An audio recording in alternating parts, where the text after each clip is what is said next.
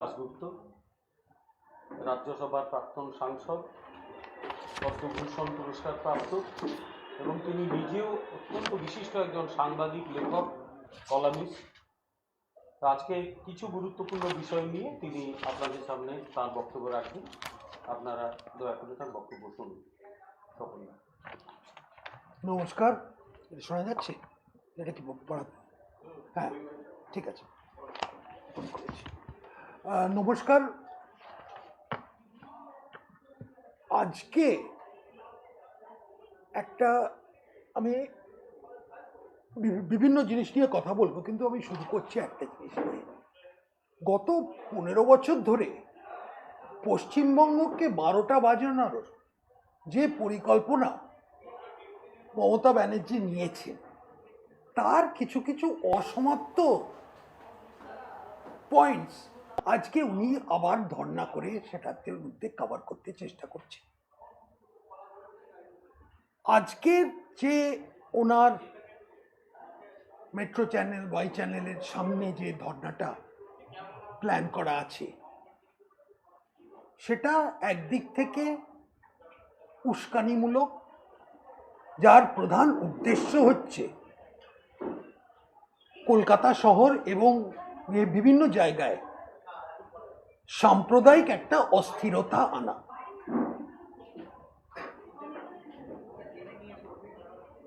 আমাদের কাজ না যে ইলেকশন কমিশন এসআইআর এ কি করলো না করলো সেটা জানা যাবে, ইলেকশন কমিশন তারাই বলতে পারেন।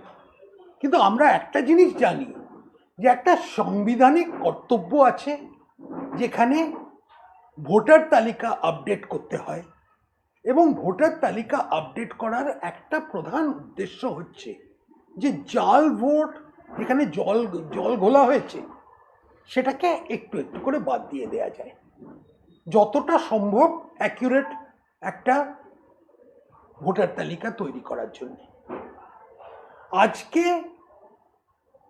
উনি মাননীয় ধর্ণা দিচ্ছেন, তার একমাত্র উদ্দেশ্য এটা হচ্ছে এই এসআইআর প্রজেক্টটাকে কিরমভাবে ভেস্তে দেওয়া যায়।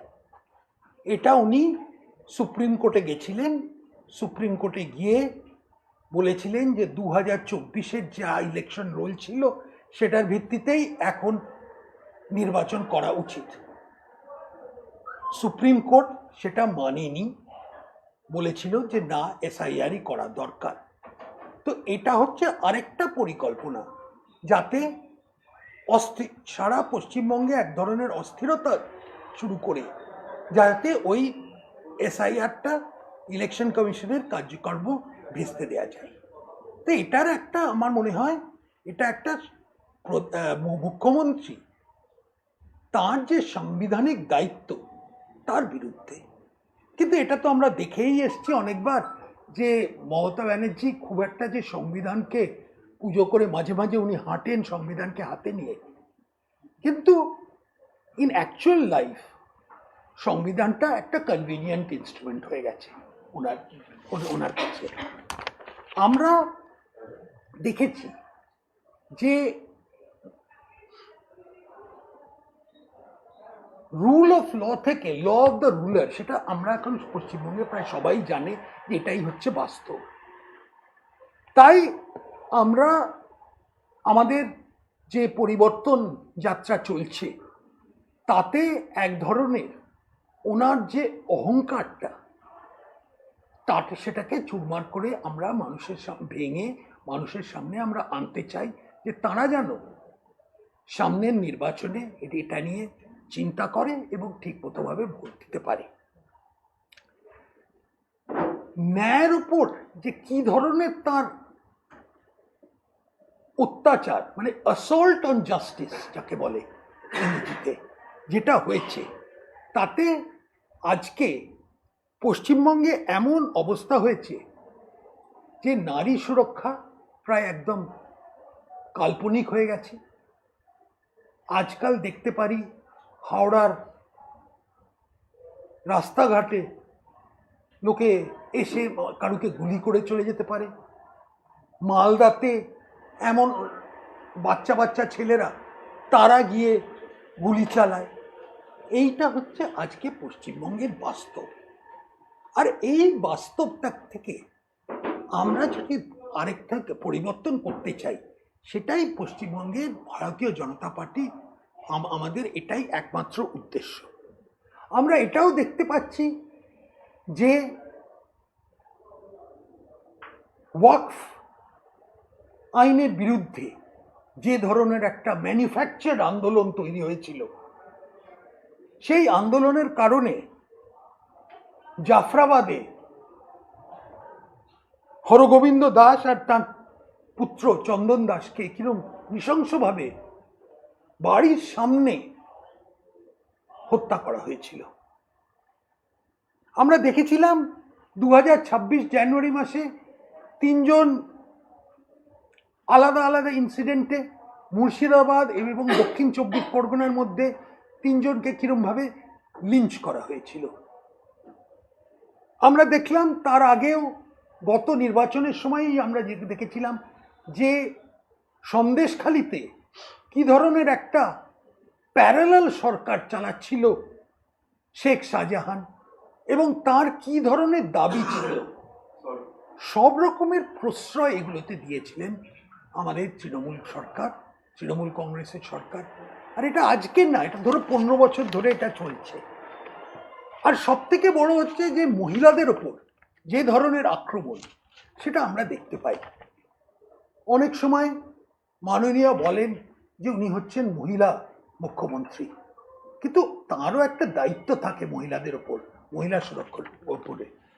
কিন্তু এনসিআরবির রিপোর্টে দেখা যাচ্ছে যে পশ্চিমবঙ্গে সারা ভারতবর্ষে যতগুলো অ্যাসিড অ্যাটাক আছে তার 28% হচ্ছে পশ্চিমবঙ্গে।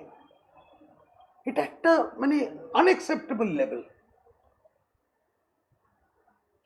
পশ্চিমবঙ্গে খালি 3.7% কনভিকশন রেট। তার মানে নামকাওয়াস্তে লোককে, যারা মহিলাদের উপর আক্রমণ করে, যা নির্যাতনের জন্য যাদের দায়ী, মানে যাদের এগেনস্টে পুলিশ কিছু করেছে, 3.7% তার কোনো কনভিকশন রেট। এর মানেটা কি? এটা দেখলাম আমরা যে আরজি করের আন্দোলনের সময়, আরজি করের যে ঘটনাটা হলো, যে কোনো রকমের জাস্টিস আমরা কোনোভাবেই আশা করতে পারি না এই সরকারে। সেটার কারণ হচ্ছে যখন প্রশাসনটাই মানুষের বিরুদ্ধে কাজ করে, তখন এই ধরনের এক ধরনের জাস্টিস পাওয়া একটা অসম্ভব ব্যাপার হয়ে যায়। আজকে আমরা যখন বলি যে প্রধানমন্ত্রী যে কথাটা বলে গেছেন যে পশ্চিমবঙ্গে মহা জঙ্গলরাজ চলছে, সেটা একদিক থেকে খুবই লজ্জার বিষয়। আগে লোকে হাসাহাসি করতো বিহারকে নিয়ে যে ওখানে জঙ্গলরাজ ছিল, কিন্তু পশ্চিমবঙ্গে তো একবার উপরে উঠে গেছে। ইন দ্য ক্রাইম লিগ এখন ওয়েস্ট বেঙ্গল তো মানে একদম টপ পজিশনে চলে গেছে।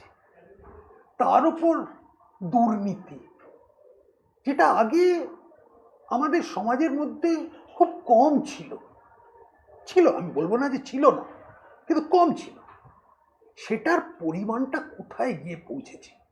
এসএসসি স্ক্যাম, আর কি ধরনের স্ক্যামের পর স্ক্যাম, এই ধরনের স্ক্যামের রাজত্ব যেটা এটা চলছে পশ্চিমবঙ্গে, তাতে এইটুকু বোঝা যায় যে শিল্প সংস্থা, লোকেদের নতুন কিছু ইনভেস্টমেন্ট এখানে আসা প্রায় অসম্ভব হয়ে গেছে।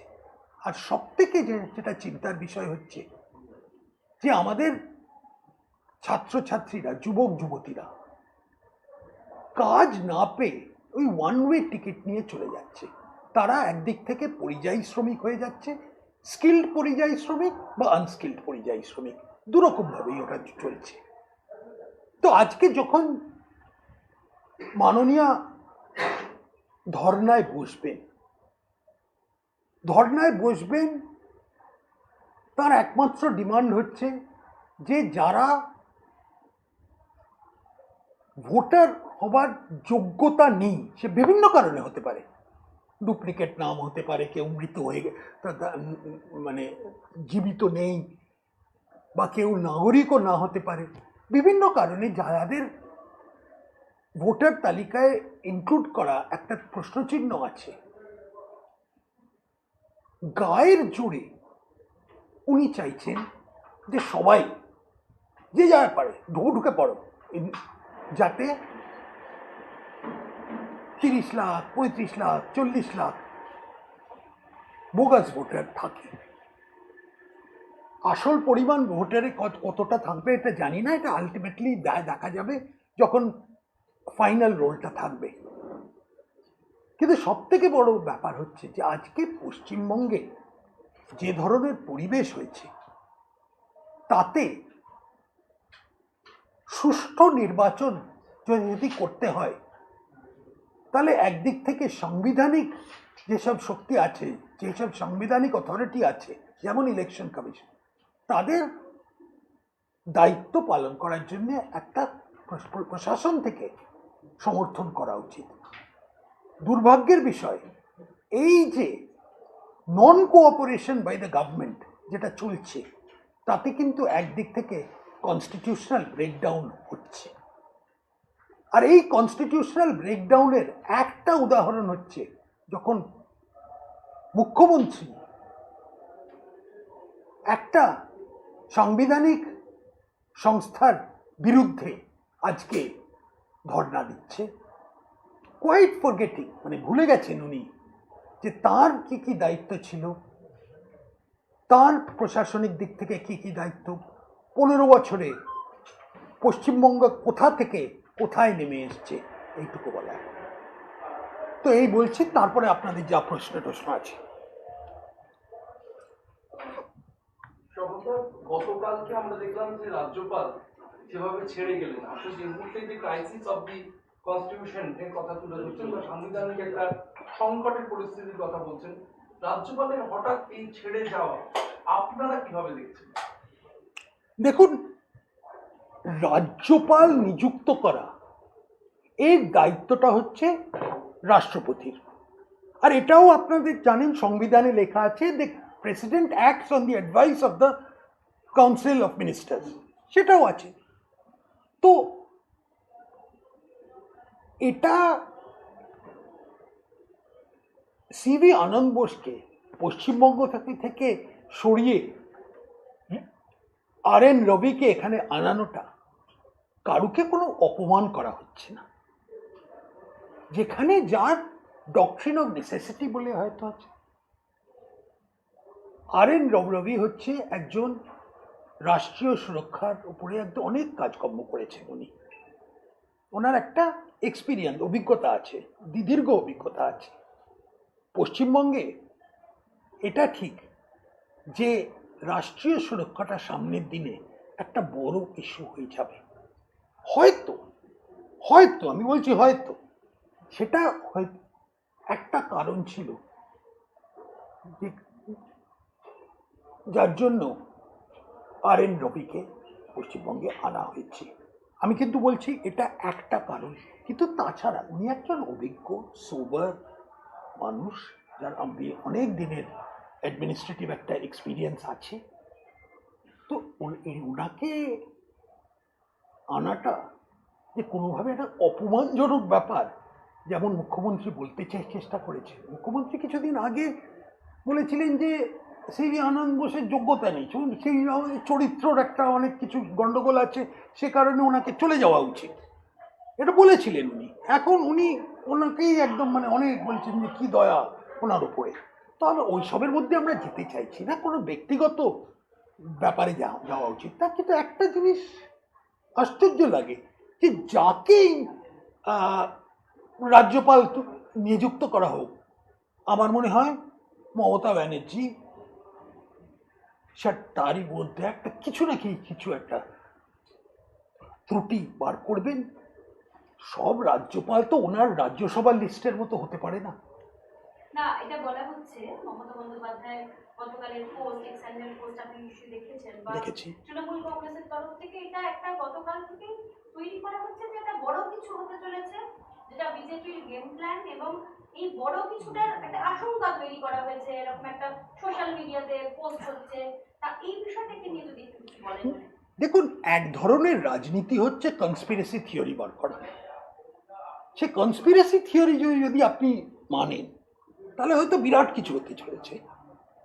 এটাও বলতে পারেন যে ইরানে একটা ওই ভয়ঙ্কর কিছু হচ্ছে, তার সঙ্গে পশ্চিমবঙ্গের নির্বাচনের একটা কোনো একটা লিঙ্কেজ পাওয়া যাবে।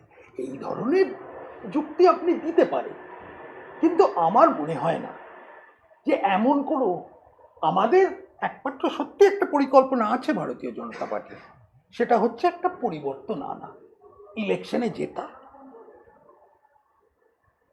তৃণমূল কংগ্রেসকে 15 বছর পর ক্ষমতাচ্যুত করা।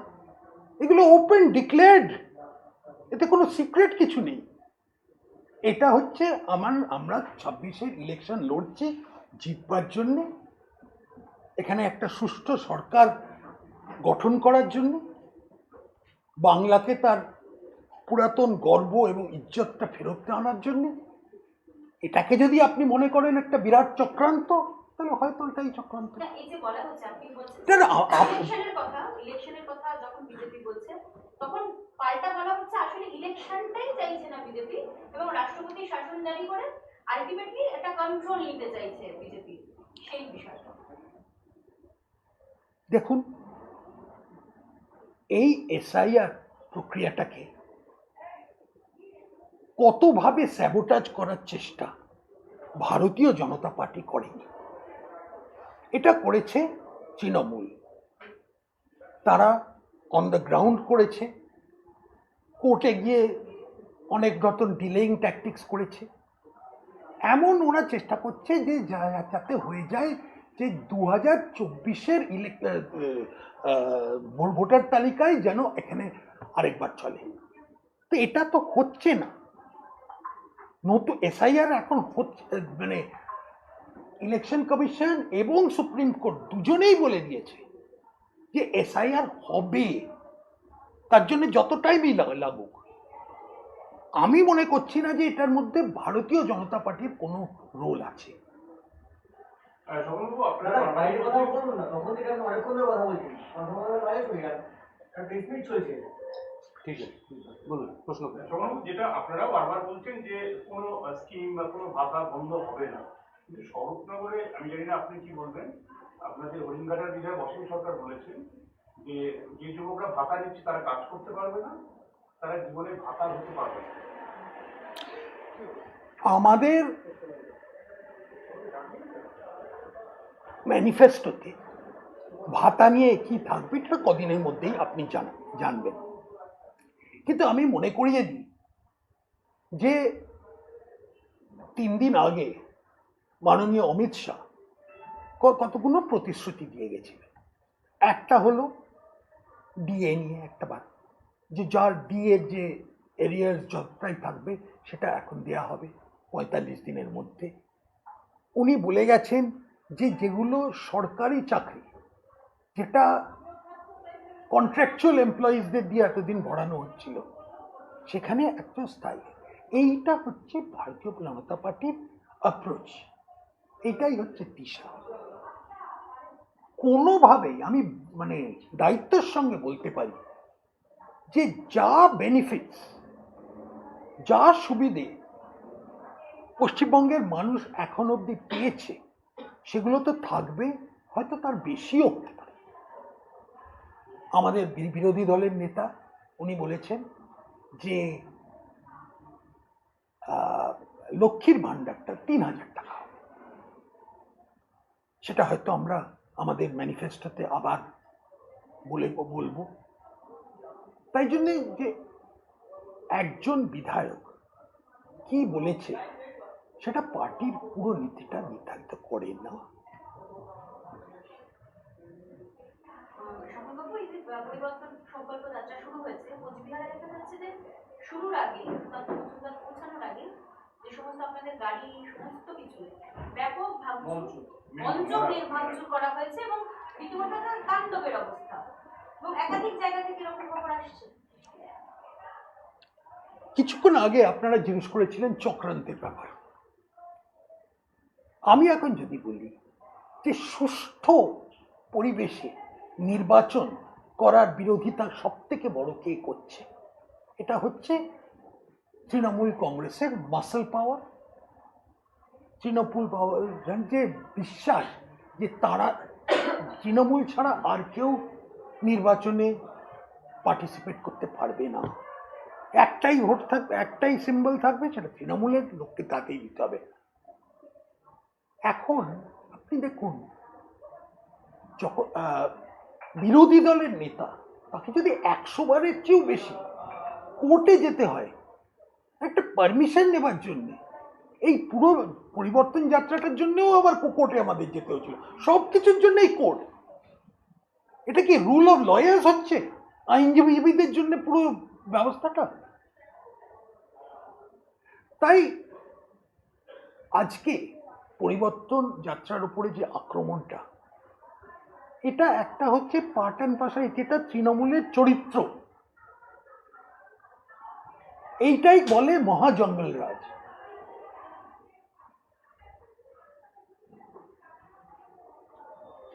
শোভনবাবু, একটা প্রশ্ন, আপনি কিছুক্ষণ আগে বলছিলেন যে মমতা বন্দ্যোপাধ্যায় ওই যাদের নাম বাদ গেছে তাদের বাঁচাতেই রাস্তায় আজকে নেমেছেন। অধীর রঞ্জন চৌধুরী বলছেন এই 7 লাখকে ভোট দেওয়ানোর ব্যবস্থা করা হোক, কমিশন যাতে তাদের দাবি মেনে নেয়, কি বলবেন? এই যে যতগুলো লজিক্যাল ডিসক্রিপেন্সি বলে যেটাকে জানানো হচ্ছে, এর মধ্যে অনেকে আছে যাদের নামটা অটোমেটিকলি অটোমেটিকলি তাদের অন্তর্গত করা হবে, এতে কোনো সমস্যাই নেই। এটা হচ্ছে এটা টাইমের ব্যাপার, যা বুঝেছি।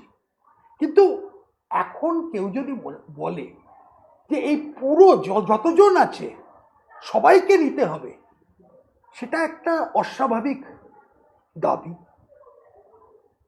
আমাদের উচিত একটু অপেক্ষা করা উচিত, লাস্ট যে লিস্টটা বেরোবে তাতে কার কার নাম বাদ আছে, তার মধ্যে কিছু অ্যাপিল করার মানে স্কোপ আছে কি না, ন্যায্যভাবে তাদের নাম বাদ গেছে কি একটা কোনো অজুহাতে, একটা ছোটোখাটো অজুহাতে তাদের নাম চলে গেছে, এগুলো একটু অপেক্ষা করতে হবে। কেন যে মানে এসআইআর প্রজেক্টটা একটা বিরাট প্রজেক্ট, পশ্চিমবঙ্গের ভোটার তালিকাটাকে একদম ঠিক মতো করে রাখা, তাই জন্য একটু ধৈর্যটা হয়তো ধরতে হতে পারে। অধীরবাবু যদি বলতেন যে আমাদের দেখতে হবে যে সারা ভারত মানে যাদের ভোট দেবার অধিকার আছে, ভারতীয় নাগরিক যাদের ভোট দেবার অধিকার আছে, তাদের কারুর যেন নাম বাদ না যায়, যে কথাটা ভারতীয় জনতা পার্টি সবসময় বলে এসছে, সেই কথাটাই আমরা আরেকবার বলে আসছি যে যাদের ভোট দেবার যোগ্যতা আছে, যারা ভারতীয় নাগরিক, মানেই হচ্ছে ভারতীয় নাগরিক ছাড়া আর কেউ ভোট দেবার যোগ্যতা নেই এই ইলেকশনে, তাদের সবাইকার নাম থাকতে হবে, অ্যাজ লং অ্যাজ সে নামগুলোর ডুপ্লিকেট নেই বা অন্য কিছু ওই ধরনের কোনো সমস্যা নেই। তো অধীরবাবু যা চাইছেন হয়তো মোটামুটি আমরা তাতে মেনে নিচ্ছি, কিন্তু উনি চাইছেন কমপ্লিট উইথাউট এনি স্ক্রুটিনি, আর আমরা বলছি যে একটু স্ক্রুটিনাইজ করো তারপরে। শেষ প্রশ্ন আমার, তৃণমূল কংগ্রেস ফের অভিযোগ করছে ভিডিও পোস্ট করে সোশ্যাল মিডিয়ায়। সরি, আরেকবার বলুন। তৃণমূল কংগ্রেস অভিযোগ করছে সোশ্যাল মিডিয়ায় ভিডিও পোস্ট করে বাংলার মনীষীদের আপনারা ভিন রাজ্য থেকে নেতাদের নিয়ে এসে ফের অপমান করছেন, এবং পুষ্কর সিং ধামি উত্তরাখণ্ডের মুখ্যমন্ত্রী বঙ্কিমচন্দ্র চট্টোপাধ্যায়কে বঙ্কিমচন্দ্র এবং রামকৃষ্ণ বঙ্কিমদা না বঙ্কিমচন্দ বলেছেন, ওনার উনি বলেছেন বঙ্কিমচন্দ্র, গতকালে শ্রী রামকৃষ্ণ পরমহংসদেবকে বলছে রামচন্দ্র। এইটা নিয়ে আপনাদের বিরুদ্ধে ফের আপনারা বাংলার মনীষীদের অপমান করছেন, এই সমস্ত নেতাদের নিয়ে এসে অভিযোগ করছেন সরাসরি তৃণমূল। যদি এত সহজে বাংলার মনীষীদের অপমানিত হতো, তাহলে আমি জানি না মমতা ব্যানার্জি এত 15 বছর ধরে কি না বলে গেছেন, ভূগোল ইতিহাস সব কিছু তো শ্রাদ্ধ করে গেছে, তাতে কি আমরা বাংলাতে মানে একদম মহাভারত অশুদ্ধ হয়ে গেছে? আমি যে কথাটা বলতে চাই যে আপনি যদি ইস্যু কিছু বার করতে চান, আরে আপনি 15 বছরে কি রাজত্বে কি করেছেন সেটা বলুন। কার প্রোনাউন্সিয়েশনটা ঠিক বা ঠিক, উনি তো 3টে ভাষাতেই যে কি বলেন ভগবান জানেন। ইনআর্টিকুলেট ইন 3 ল্যাঙ্গুয়েজেস, আমি যেটা বলতে পারি। তাছাড়া উনি যে কবিতা লিখেছেন তাতে কি বাংলা ভাষা উজ্জ্বল হয়েছে আরো? বলুন এসব কথা। দেখুন, এই ধরনের রাজনীতি যে কে কোন জিনিসটা উচ্চারণ করতে পারলো না, অসম্মান করেছে কেউ যদি ঠাকুর রামকৃষ্ণকে স্বামী রামকৃষ্ণ বলে থাকে, কোনো কি অসম্মান হয়েছে তাই? আপনি যদি কারুকে একটা জি বলেন তার কোনো অসম্মান হচ্ছে? আমি যদি দিদি বলি তাহলে কি আমি কাউকে, আমার থেকে ছোট হতে পারে বড় হতে পারে, আমি কাউকে অসম্মান করছি না। দেখুন, রাজনীতি একটা সিরিয়াস বিজনেস। আপনি যদি এই লেভেলে চলে আসেন, খুবই দুঃখজনক ব্যাপার।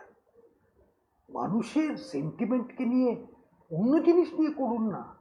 কিরকম প্রশাসন দিলেন, আইন শৃঙ্খলা কেমন আছে, বাংলার কি মুখ উজ্জ্বল হয়েছে না উজ্জ্বল হয়নি, সেই সব নিয়ে করুন। এইসব জিনিস নিয়ে কেন করতে চাইছেন রাজনীতি, আমি এখনো বুঝতে পারছি না। এটাতে একটা জিনিস সেটা হচ্ছে যে, একটু আগে আপনি যা বললেন যে তুফানগঞ্জের ক্ষেত্রে পেশি শক্তির ব্যবহার করা, নিউ টাউনের ক্ষেত্রে দেখা গেল পুলিশের থেকে অনুমতি না দেওয়া, অর্থাৎ বাইক র্যালি করা হচ্ছিল পূর্ববঙ্গ এলাকার প্রচারে, সেই সময় পুলিশ বাধা দিল এবং বললেন আপনাদের বাইক র্যালির অনুমতি নেওয়া হয়নি। এই যে পুলিশের অনুমতি নেই বলে বিরোধী দলের কর্মসূচিতে বাধা দিল, দেখুন, আমরা দেখতে পাচ্ছি অনেকদিন ধরেই যে পুলিশ প্রশাসন তৃণমূল কংগ্রেসের একটা অক্সিলারি ফোর্স বলা যায়, যাকে বলে রিজার্ভ আর্মি। তারা তাদের জন্য যা করছে করে দিচ্ছে। এর মধ্যে অনেক উদাহরণ দেয়া যায়, এতে অনেক দেখা যাচ্ছে লোকেরা কিভাবে বলছে যে কোন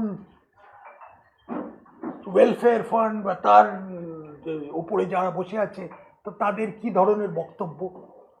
তো আমরা কোনোভাবেই চিন্তিত না যে পুলিশ আজকে আমাদের বিরোধিতা করবে, এটা আমরা ধরেই নিচ্ছি। এইটা মেনেই আমরা রাজনীতিতে নেমেছি। 2021-এর পর থেকে কি পরিস্থিতিতে ভারতীয় জনতা পার্টি যে তাদের নর্মাল রাজনীতি করেছে সেটা সবাই জানে। এতে অনেকে ভয়ে চলে গেছে, অনেকে অন্য দলে চলে গেছে, কিন্তু আমাদের সঙ্গে আরো অনেকে যোগদান করেছে। আর আমাদের মোটামুটি যে ধরনের ফোর্স, যে ধরনের সমর্থন, সেটা কিন্তু বাড়ছে। আপনি একদিক থেকে দেখুন, 2011, 16, 21 আমাদের ভোট সংখ্যা কনস্টিটুয়েন্সি, আপনি একদম কনস্টিটুয়েন্সি বাই কনস্টিটুয়েন্সি চলে যান, এই ধরনের পুলিশের হেনস্থা করা সত্ত্বেও তো চলছে। এটার একটা অর্থ আছে, যারা রাজনৈতিক বিশ্লেষক তারা এটা বুঝতে পারে যে আপনি ডান্ডা লাঠি দিয়ে একটা রাজনৈতিক দিশা, একটা রাজনৈতিক শক্তিকে আটকাতে পারেন না। রবিবার রাজ্যে আসছে জাতীয় নির্বাচন কমিশনের ফুল বেঞ্চ, এবং তার আগেই মমতা বন্দ্যোপাধ্যায়ের ধর্নার পাশাপাশি আমরা দেখতে পাচ্ছি সিপিএমও এই এসআইআর এর বিরুদ্ধে সিপি অফিসের সামনে 2 দিন ধরে ধর্না দিল, আইএসএফও একই জিনিস বলে, সমস্ত রাজনৈতিক দলের একের পর এক এই ধর্না বা অবস্থান, তা নিয়ে কি বলবেন? ঠিক ফুল বেঞ্চ আসার আগেই একটা কথা আছে, একদিন ওটাকে আগে বলতো মি টু, সেটা অন্য জিনিসে ওটা উপযোগ্য ছিল, কিন্তু এই ধরনের মি টু পলিটিক্স হামবি হ্যায় কোনোভাবে। ইংরেজিতে একটা কথা আছে, দ্য টেল ওয়াগিং দ্য ডগ, এটা সেই ধরনের। আজকে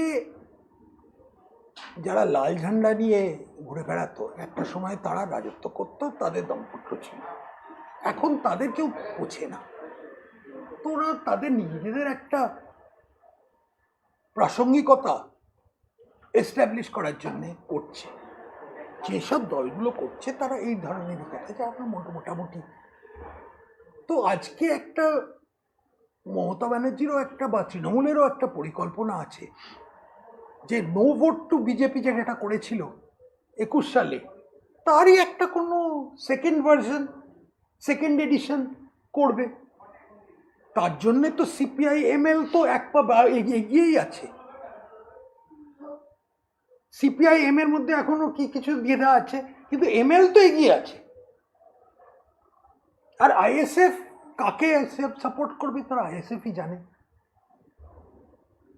তো চলুন, এখন ইলেকশনের আগে অনেক ধরনের সার্কাস দেখা যাবে, এটাও হচ্ছে একটা জয়রাম রমেশ এক্সাম্পলে পোস্ট করছেন, সরি জয়রাম রমেশ এক্সাম্পলে পোস্ট করছেন যে বাংলায় নিউসেন্স ক্রিয়েট করানোর জন্য মোদিজির সব থেকে বিশ্বস্ত লোককে এবার পাঠানো হলো, নতুন রাজ্যপালের নাম উল্লেখ করে তিনি পোস্ট করেছেন। লুইসেন্স ক্রিয়েট করে দিন। দেখুন, মোদিজির সব থেকে বিশ্বস্ত লোক কি RN রবি কি না সেটা আমি জানি না। আমি এইটুকু জানি যে RN রবির খুব একটা ডিস্টিংগুইশড রেকর্ড আছে, তার প্রশাসনিক রেকর্ডটা খুবই ভালো। ব্যক্তিগতভাবে ওনার সঙ্গে আমি চিনি ওনাকে, সে কারণ ওই ধরনের সেমিনারে অনেকবার দেখা টাকা হয়েছে। তো একজন ভালো যোগ্য মানুষকেই পাঠানো হচ্ছে। তিনি এখনো আসেননি, নিয়ে সোয়ারিং ইনটা কি হয়ে গেছে না, হয় এখনো হয়নি, সোয়ারিং ইনও হয়নি, তার আগেই ওনার শ্রাদ্ধ করছেন।